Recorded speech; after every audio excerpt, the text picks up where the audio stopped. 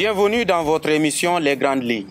Une émission qui reçoit à chaque fois des autorités, des figures marquantes, voire des chefs de service pour parler de leurs activités et surtout faire connaître leurs services aux populations. Aujourd'hui, pour ce 4e numéro, nous avons l'honneur et l'immense plaisir de recevoir le commandant Jacques Gomis, conservateur du parc national Niokolo-Koba. Monsieur le commandant, bonjour. Bonjour. Aujourd'hui, nous vous recevons dans notre émission Les Grandes Lignes pour parler du service que vous dirigez, le conservateur du parc. Parlez-nous de ses missions, du rôle qu'il joue, du service qu'il dirige, du personnel mis à sa disposition et surtout des activités menées ici au PICO. Merci. Permettons d'abord de saluer les téléspectateurs de Willy, à qui j'ai dit un grand bonjour. En ce qui concerne le parc national du Niokolo-Koba, d'abord je me présente, je suis le commandant Jacques Gomis, conservateur du parc national du Niokolo-Koba.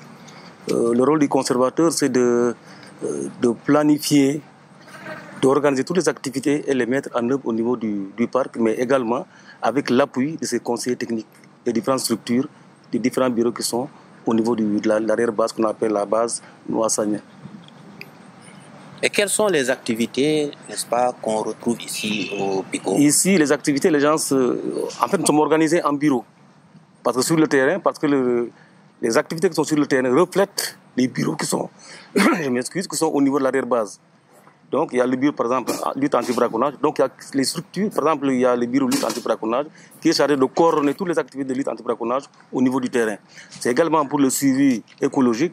Il faut qu'on sache quelles sont les espèces qui sont dans le parc, leur dynamique et le répartition spatiale. Ça aussi, il y a un bureau qui est chargé de ça au niveau de l'arrière-base. C'est valable aussi pour la périphérie. Parce que nous avons aussi des activités à mener avec les populations au niveau périphérique pour leur permettre de prendre en compte la dimension conservation dans leur quotidien, mais également raffermir les relations entre le parc et ces populations-là. Vous n'êtes pas sans penser que ces villages étaient à l'intérieur du parc, mais après, en 1969, on a commencé le développement de ces populations vers la périphérie. Donc, à un certain moment, il y avait des tensions entre population et agents. Donc, mais le fait de travailler à la périphérie, discuter avec ces populations, permet d'améliorer de ces relations-là. Donc, il y a un bureau périphérique, mais également ce bureau est chargé de la mise en œuvre des activités de développement local, l'accompagnement en agriculture, en apiculture, entre autres. Également, il y a le bureau contentieux.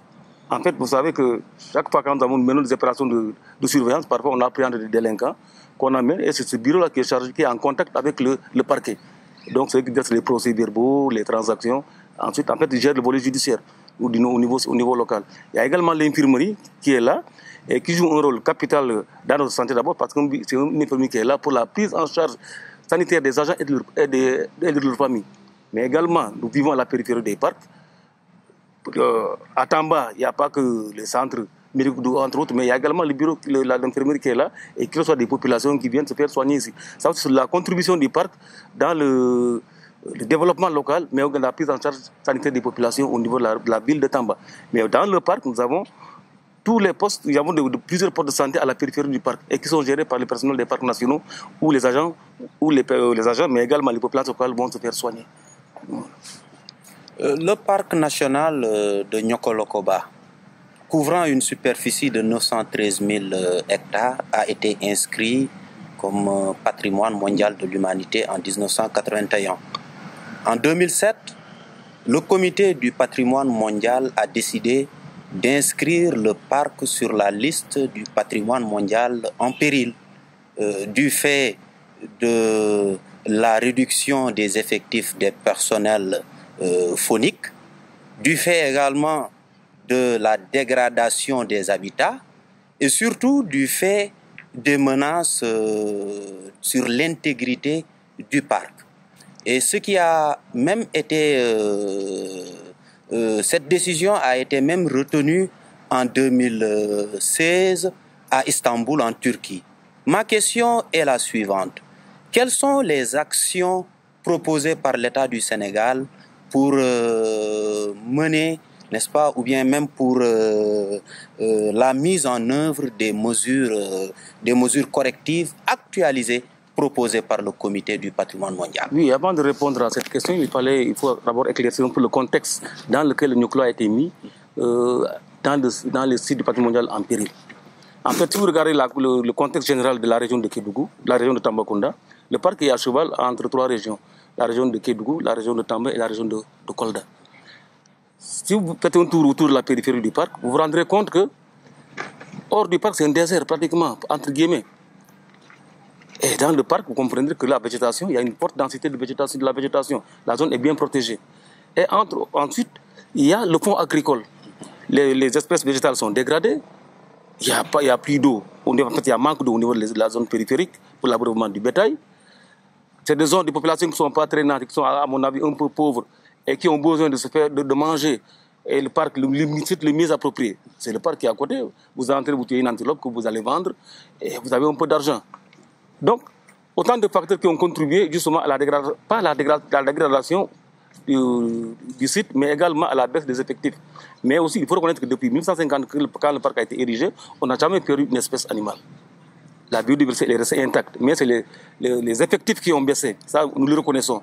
Cela est dû, c'est vrai, aux activités de braconnage, à la chasse illégale, parce que la chasse, il ne faut pas confondre la chasse et le braconnage. La chasse, elle est légale. Parce qu'il faut avoir, quand on parle de chasse, nous, dans nos jargons, vous avez des papiers qui vous permettent de mener cette activité. Mais quand on parle de braconnage, c'est une activité illégale. Il y a également la coupe du bois, où les gens s'impliquent dans le parc pour couper du bois et le vendre. Il y a également des activités d'orpaillage à l'intérieur et à la périphérie du parc. Mais l'orpaillage, c'est traditionnel. Depuis les temps immémoriaux, ces populations ne vivaient que de ça. Et c'était fait de façon traditionnelle. Donc il n'y avait pas un impact négatif sur l'écosystème du parc. Mais actuellement, avec les enjeux financiers, les gens ont compris qu'en vendant du bois, en vendant de la viande, les gens peuvent se procurer beaucoup d'argent. Et les effectifs des parcs ont diminué. Moi, quand j'arrivais au parc en 89, on était presque 500 agents.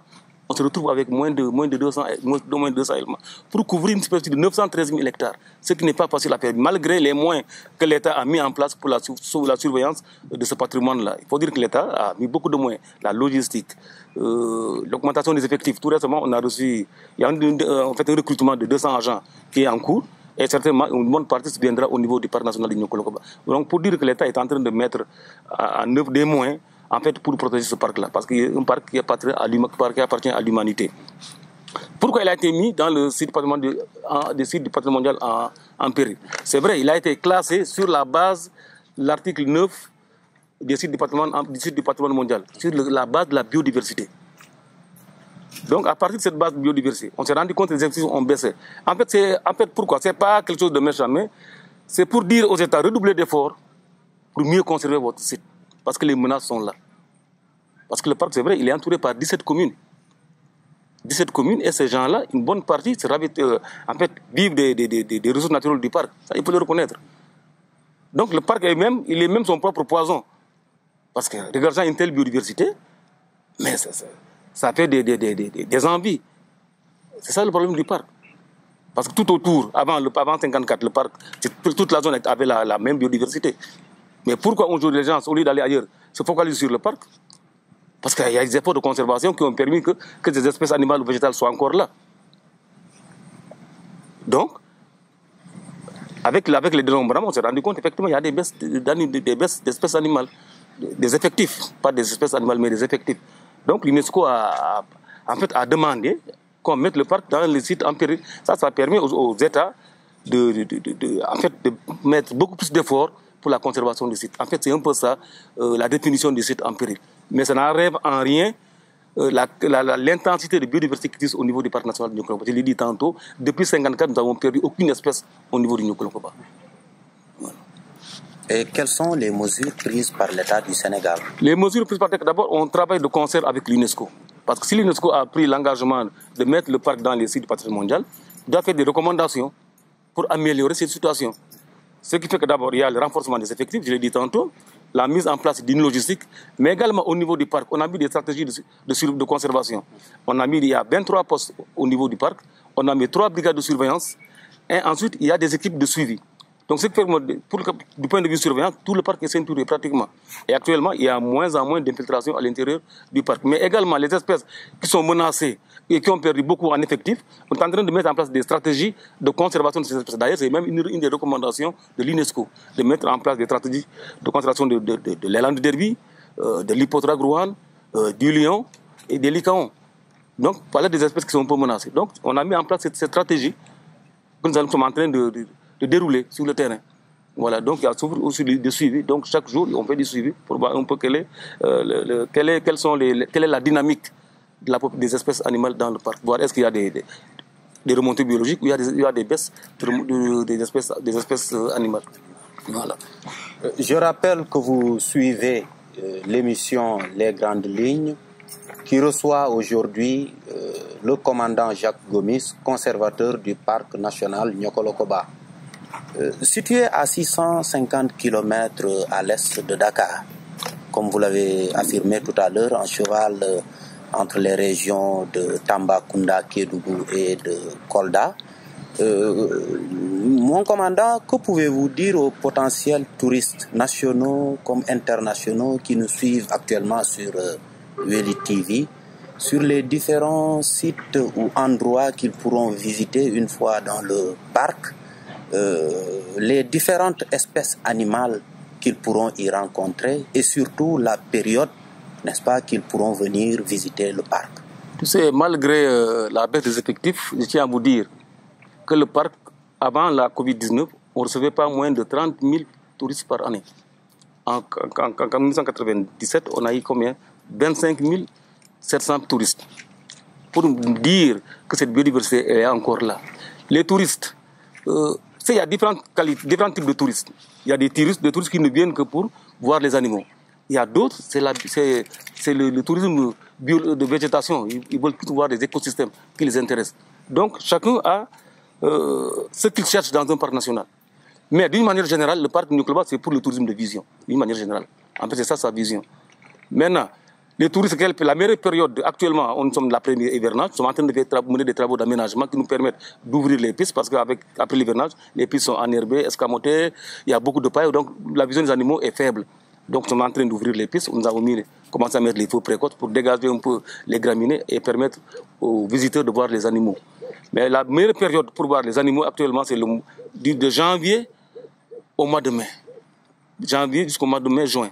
C'est la meilleure période pour voir les animaux. Parce qu'à cette époque, actuellement, il y a beaucoup d'eau dans différents mares du parc, donc les animaux sont un peu dispersés. Mais durant ces périodes-là, les mares commencent à tarir et les animaux se concentrent dans un certain nombre de points d'eau, comme le secteur de Simenti. D'ailleurs, l'une des plus grandes mares du parc, c'est la mare de Simenti, qui attire beaucoup d'animaux, et c'est la mare où beaucoup de touristes viennent voir les animaux. Voilà, donc c'est le premier secteur, c'est le secteur de Simenti. Mais là, on ne voit pas les grandes antilopes dans la zone de Simenti, c'est plutôt des copes de Biffon, les copes de Passa, les guibes arnarchés. Mais par contre, les grandes antilopes, on les voit dans la zone du mont Asseric. Le mont Asseric, en fait, c'est le point le plus élevé du Sénégal, ce qu'on appelle la côte 311. C'est dans ce secteur qu'on voit beaucoup plus les grandes antilopes, comme les élans de Derby, les hippodromes grouane. Donc, c'est cette zone-là où on voit. Mais les lions, on les voit un peu partout dans le parc actuellement. Actuellement, la fréquence de rencontre est très élevée au niveau du parc. Voilà. Les espèces dont vous parlez, le Niokolo, c'est 80 espèces de mammifères, 330 espèces d'oiseaux, 60 espèces de poissons, 20 espèces d'amphibiens et 20 espèces de reptiles. Donc, c'est une forte biodiversité. Mais le problème, le Niokolo, ce n'est pas un zoo. Un zoo, par exemple, le zoo, vous venez, vous voyez les animaux, ils sont dans des cages. Mais ici, c'est des rencontres de hasard. C'est ce qui fait aussi la beauté du tourisme. Vous cherchez un animal, pendant tout le jour, vous ne le voyez pas. Votre collègue qui vient derrière, mais il voit tout en un jour. C'est un peu ça aussi, voilà, la beauté d'un parc national. Vous n'êtes pas censé venir voir tous les animaux le même jour. Non, non, non. Vous pouvez rester pendant un mois, vous ne verrez même pas un seul lion. Quelqu'un vient le matin, mais il voit les élans, il voit les lions. Donc c'est ça la beauté du parc aussi. Voilà. Mais nous sommes certains que les animaux sont là. C'est la patience, comme on dit, la patience est la première âme du chasseur. Donc il faut être patient, faire moins de bruit, être un observateur aguerri et observer. Et là, vous allez voir des animaux. Vous pouvez dépasser un animal à côté sans s'en rendre compte. Parce que vous n'avez pas fait beaucoup d'attention. Mais vous êtes attentif, pas moins de bruit, mais vous êtes sûr d'avoir un certain nombre d'espèces d'animaux. Voilà, c'est ça. Mon commandant, dans ce contexte particulier, marqué par la pandémie de la COVID-19, pensez-vous recevoir assez de touristes comme vous le disiez? Bon, oui et non.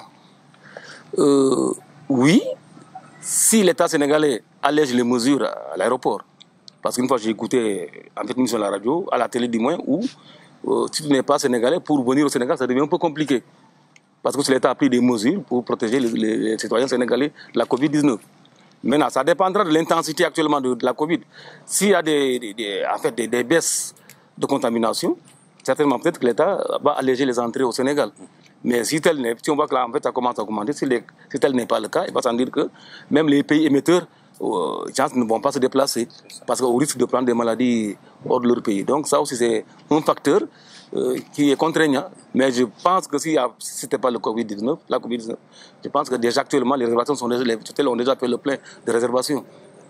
Le tourisme étant une activité économique, rentable même, si ça ne marche pas, quelles sont les autres activités qui pourront participer, n'est-ce pas, au fonctionnement financier, surtout matériel du parc? En grosso modo, je veux dire, quels sont les autres partenaires stratégiques, sources de financement? Il faut dire que je crois que si le Nyokolokoba n'était pas là, je crois que les sites touristiques, les zones de chasse auraient fermé. Parce que tous les sites touristiques qui sont dans la région de També et de Kédougou sont là parce que le parc est là. D'abord, les guides touristiques. S'il n'y a pas de parc, il n'y a pas de guides touristiques dans le parc. Donc les populations locales, ça a créé beaucoup d'emplois. Les jeunes qui sont autour du parc ont été formés et guident les touristes à l'intérieur du parc. Les zones d'Amoudjé, ce qu'on appelle les zones de chasse. Mais toutes les zones de chasse sont ceinturent le parc. Parce que le trop plein de parc des animaux qui sortent, c'est ces animaux qui sont abattus, qui sont chassés dans les zones de chasse. Donc s'il n'y avait pas de parc, il n'y aurait pas de zone Amoudjé, il n'y aurait pas d'emploi au niveau des zones de chasse. Et l'autre élément, si le parc n'était pas là, mais tiens-toi compte, un touriste qui quitte la France pour venir au Sénégal, combien il dépense avant d'arriver au Nyokolo? Les billets d'avion, le transport à Dakar, l'hébergement dans les sites hôteliers, jusqu'à Tamba, mais combien il a dépensé avant d'arriver au niveau du parc?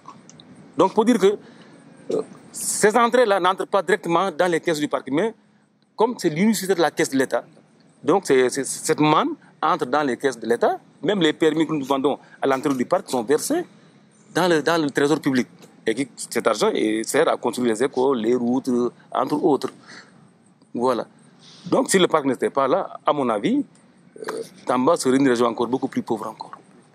Maintenant, quels sont nos autres moyens les autres moyens financiers? En fait, c'est le budget de l'État. Ce qu'on appelle l'État met en place chaque année un budget de fonctionnement. Mais également, il y a des partenaires qui nous appuient. Par exemple, il y a PMC, c'est une société minière qui est à la périphérie du parc, qui finance une ONG qu'on appelle Pantera et qui injecte les fonds dans le parc, dans le cadre du suivi écologique, de la surveillance, de la formation des agents. Maintenant, il y a d'autres partenaires où la direction nous donne des fonds, mais moi, à mon niveau, je ne suis pas censé connaître ces partenaires. Mais souvent, il y a des fonds qui arrivent à la direction et voilà, qui sont injectés au niveau du Nyokolokoba. Par exemple, il y a l'UCN qui a parfois tant d'exemples, il y a, vous avez dit, l'UNESCO. Donc il y a autant de partenaires, beaucoup de partenaires qui interviennent pour appuyer le parc dans sa gestion d'une manière générale. Voilà. Commandant, qu'en est-il du projet Nyokolo Badiar, le Nyokolokoba au Sénégal et le Badiar en Guinée? Oui, il faut dire que le Nyokolo Badiar, c'était un grand projet qui a suscité beaucoup d'espoir pour le parc national du Nyokolokoba et le parc du Badiar en Guinée. Mais il faut dire qu'après la fin du projet Nyokolo Badiar, il ne reste que des séquelles. Voilà. Peut-être du côté sénégalais, nous, le Sénégal, je l'ai toujours dit, hein, que les partenaires financent le Sénégal ou pas, l'État a pris en main le parc national du Nyokolokoba. Chaque année, le parc a son budget. Ça ne nous empêche pas de faire notre travail. Mais pour d'autres parcs, c'est des problèmes. Tant que l'État n'injecte pas des fonds, il ne peut pas travailler. Ils sont tenus par des partenaires. Mais le Nyokolo Badiar, le projet a fini depuis longtemps. Il ne reste que les bâtiments du côté de la Guinée. Ici, au Sénégal, il y a le centre d'Alaba, qui a un centre qui a été construit par le projet Nyokolo Badiar. Et c'est un centre que nous avons transformé en centre de formation. Donc c'est le centre de formation et de recherche de Dalaba. Donc quand nous avons des nouvelles recrues qui sont recrutées, on les amène à Dalaba, on les forme. Voilà, donc c'est devenu un centre de formation. On espère à l'avenir, c'est notre vision, que ça devienne une école de formation des agents des parcs nationaux. Au lieu d'amener des agents au Cameroun, il faut former des spécialistes en faune, autant on peut les former au Sénégal ici. Voilà, donc c'est un peu ça notre vision. Voilà. Donc ça c'est là-bas et voilà, c'est des reliques du projet Niokolo Badjar, qui a beaucoup fait aussi pour la conservation au niveau du Niokolo Koba. Monsieur le conservateur, si vous aviez un mot ou deux mots à lancer à l'endroit des braconniers pour arrêter cette pratique je peux même qualifier néfaste, n'est-ce pas, pour la survie de ces espèces qui se trouvent au parc, qu'allez-vous leur dire? Surtout des mesures pénales qui les attendent. Bon, avant de répondre à cette question, je dirais d'abord qu'il faudrait qu'on mette des projets de développement consistants à la périphérie du parc. Parce que tant que les populations sont dans le besoin, tant que les populations n'ont pas de quoi manger, vous allez mettre 1 million de soldats dans le parc, ils vont entrer dans le parc. Vous avez dit, ça fait 913 000 hectares. Nous ne pouvons pas, les moins de 200 agents, nous ne pouvons pas s'entourer le parc. Ce n'est pas possible. C'est mettre des moyens de développement local, des moyens de développement adéquats à la périphérie du parc, pour que les populations se sentent concernées, qu'ils puissent avoir de quoi à manger. Quand le ventre est creux, il devient sourd, les oreilles deviennent sourdes. Les gens, ils vont toujours chercher de quoi à manger, où ils puissent le trouver, quel qu'en soit le risque. Moi, le message que je vais lancer, je dis que le parc, là, il vous appartient. Il appartient à vos enfants. Nous avons le devoir de le préserver pour les générations futures. C'est même la vision du parc national du Niokolo Koba. Préserver le parc pour les générations futures. Actuellement, les guides, c'est les enfants qui guident les touristes dans le parc. Les autres, ils ont un campement touristique à l'intérieur du parc. Ils travaillent dans les hôtels qui sont à l'intérieur du parc et à la périphérie du parc. Donc le parc a contribué à créer des emplois. C'est vrai, ce n'est pas suffisant. Mais je pense que si on continue à préserver ce parc, je pense qu'à l'avenir, il y aura beaucoup de retombées pour les populations locales. Il ne s'agit pas seulement de conserver. Ce n'est pas ça l'objectif de l'État sénégalais, non. Il faut conserver pour que les retombées puissent parvenir à la population locale. C'est ça, il faut créer des alternatives à la périphérie pour que le parc puisse survivre. Tant qu'il n'y a pas d'alternative à la périphérie, les gens entreront toujours dans le parc pour mener des activités qui sont illégales. Évidemment, le risque il est grand. Parce que vous allez dans le parc, vous pouvez vous perdre là-bas, vous faire attaquer par un animal sauvage, ou avoir des accrochages avec des agents. Parce que quand on parle de chasse de braconniers, ils sont armés. Et ils n'hésitent pas à tirer sur les agents. On a perdu 3 agents ici au niveau du parc qui ont été abattus par des braconniers. Donc actuellement, les agents ils sont aussi sur le qui-vive. Personne n'est prêt à laisser sa vie comme ça facilement. Donc souvent, il y a des accrochages. Donc le risque est élevé, tant pour les agents que tant aussi pour les populations qui entrent dans le parc. Ça aussi, il faut le dire. Donc moi, je leur demande, c'est vrai que c'est difficile, mais qu'ils sachent que le parc, les retombées du parc dans la conservation de la région de Tambacounda et de Kidal de Kolda influencent beaucoup le développement local. Donc je pense que si le parc disparaît, même ces populations-là, ils n'auront même plus de raison d'être à la périphérie du parc. Parce que, d'abord, du point de vue climatique, le Niokolo Koba est l'un des... En fait, contribue beaucoup à la pluviométrie dans la région de Tambacounda, la séquestration du carbone. Donc le parc joue un rôle important.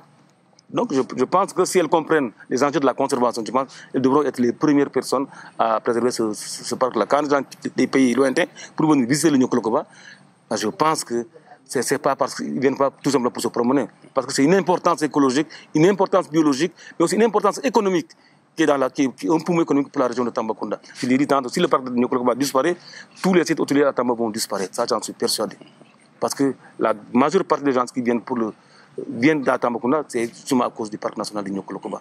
Et l'État est conscient de cela, est en train de rénover l'aérodrome de Simenti qui deviendra un aéroport pour permettre aux touristes de quitter directement Dakar ou l'Europe de descendre directement à Simenti. Avec un gain de temps. Parce qu'un touriste qui quitte Dakar et qui vient à Tamba, peut-être qu'il n'a que 2 jours à visiter, mais s'il gagne en temps, il peut faire 2, 3 ou 4 jours. Et là, ça permet encore, il laissera beaucoup d'argent pour le développement local. Donc, je pense que c'est l'un dans l'autre, nous devons tous les services techniques sont impliqués dans la gestion du Niokolo, surtout au niveau de la périphérie. Tant que les problèmes de la périphérie ne sont pas réglés, les problèmes du Niokolo vont persister. Parce que toutes les menaces viennent de la périphérie. Les feux de brousse, le front agricole, le pâturage, le braconnage. Donc, vous allez arriver à la périphérie du parc, les cultures de bananes. Il y a aussi des impacts. Parce que des produits chimiques sont déversés au niveau du cours d'eau ne contribuent pas à la biodiversité qui est dans le cours d'eau. Parce que nous avons des hippopotames, des crocodiles à l'intérieur de ces plans d'eau. Donc ça, il faudrait que l'on s'assoie sur une table, discuter des problèmes du Niokolo Koba, que l'on sache que c'est un problème qui n'appartient pas seulement au ministère de l'Environnement. Le parc est une structure transversale. Vous parlez de l'hydrologie, c'est l'eau. Vous parlez de des feux de brousse, il y a les eaux et forêts. Vous parlez de l'agriculture qui est en front, il y a même des empiètements dans le parc. Donc c'est l'ensemble de ces acteurs qui doivent s'asseoir sur une même table, discuter, voir un peu comment régler les problèmes à la périphérie. Et ensuite, maintenant, si les problèmes des périphéries sont réglés, il y aura moins de problèmes au niveau du parc national de Niokolo-Koba. Ça, c'est une approche globale. Voilà. Il ne peut pas y avoir une approche globale et inclusive pour régler les problèmes du Niokolo. En tout cas, nous vous remercions. Nous voici au terme de cette émission où nous avons beaucoup appris, n'est-ce pas, en vos compagnies. Quel serait votre mot final à l'endroit des populations, à l'endroit surtout de nos téléspectateurs de Weli TV? Bon, d'abord à moi de remercier Weli TV parce que c'est une émission extrêmement importante. D'abord, ça permet de faire connaître nos structures de Niokolo-Koba, mais également, vous faites la promotion même du parc en faisant cette émission, parce que ça permet aux Sénégalais et d'ailleurs de connaître c'est quoi le Niokolo-Koba, quelles sont ses potentialités, ses richesses. Ça, déjà, c'est une forme de publicité pour nous. Mais également, ça permet de mieux faire connaître le Niokolo-Koba. Parce que il y a des gens qui sont à Tamba qui n'ont jamais mis pied dans le parc national du Niokolo-Koba. Ce qui est grave. Les Sénégalais ne connaissent pas le Niokolo. Ils entendent parler du Niokolo à la radio, à la télévision, mais ils n'ont jamais mis pied. D'où la nécessité de mettre en place des stratégies pour permettre aux Sénégalais de visiter le Niokolo à raison des prix au niveau des sites. Parce que les gens disent que si je viens à Tamba, je vais loger où? L'hôtel, ça coûte très cher. Donc si on met des prix préférentiels pour les locaux qui viennent, visitent, plus quand on ne connaît pas une structure, on ne peut pas la défendre. Vous ne connaissez pas le Niokolo, vous ne pouvez pas la défendre, ce n'est pas possible. C'est quand vous allez au Niokolo, vous visitez, vous voyez la potentialité énorme, le rôle que joue le Niokolo dans le poumon écologique du Sénégal, mais également dans le poumon économique. C'est en ce sens que vous allez voir, vous allez dire attention, nous avons le devoir de protéger ce parc-là. Donc, il est de mon devoir de sensibiliser ceux qui ne sont pas venus, de les expliquer c'est quoi le Niokolo-Koba. Et là, de bouche à oreille, les gens sauront c'est quoi le Niokolo-Koba. Et là, les gens, peut-être, certains partenaires viendront, parce que à force de causer, un partenaire peut dire non, attends, ça m'intéresse cette idée-là. On peut aller voir le Niokolo et peut-être apporter un financement. Donc, je pense que c'est une affaire de tous. Le parc, d'abord, je dis que c'est d'abord, du premier chef, le parc appartient aux populations périphériques du parc. Parce que ces populations habitaient dans le parc, elles ont été déguerpées à partir de 1969. Donc il y a toujours ce lien affectif qui existe entre le parc et ces populations-là. Donc d'où la nécessité de toujours vouloir repartir, mener les activités qu'ils menaient avant, au moment où ils étaient dans le parc. Ça, on ne peut pas le refuser, ça. Ce lien-là, il habite, il est là, on ne peut pas le refuser. C'est pas tout quand on déguerpit un quartier à Dakar ou je ne sais dans quelle région, mais il y a toujours ce vouloir de revenir au niveau du site où tu es né. Donc voyez ça. Donc ce lien-là, il est très fort. Il est très fort. Donc, mais je pense que, comme je l'ai dit, si les populations comprennent qu'actuellement, la conservation aussi apporte des revenus à leurs enfants et à eux-mêmes, je pense qu'ils comprendront que le parc leur appartient et vont contribuer à le protéger. Mais également, mettre des moyens de développement à la périphérie du parc pour que ces populations aussi sentent que le parc leur apporte quelque chose. Parce que tous les projets, souvent qui sont financés, souvent ils sont mis sous le label Niokolo. Mais souvent les gens ne parlent pas du Niokolo-Koba. Ils exécutent le projet sans leur dire que ce projet est en lien avec le parc national du Niokolo-Koba. Donc ça aussi, souvent c'est des erreurs de communication qui sont faites et souvent qui vont au détriment du parc. Voilà. C'est ça. La conservation du parc peut apporter des revenus aux populations périphériques. C'est avec cette phrase que nous vous disons au revoir et vous donnons rendez-vous dans quelques jours pour un autre numéro des Grandes Lignes.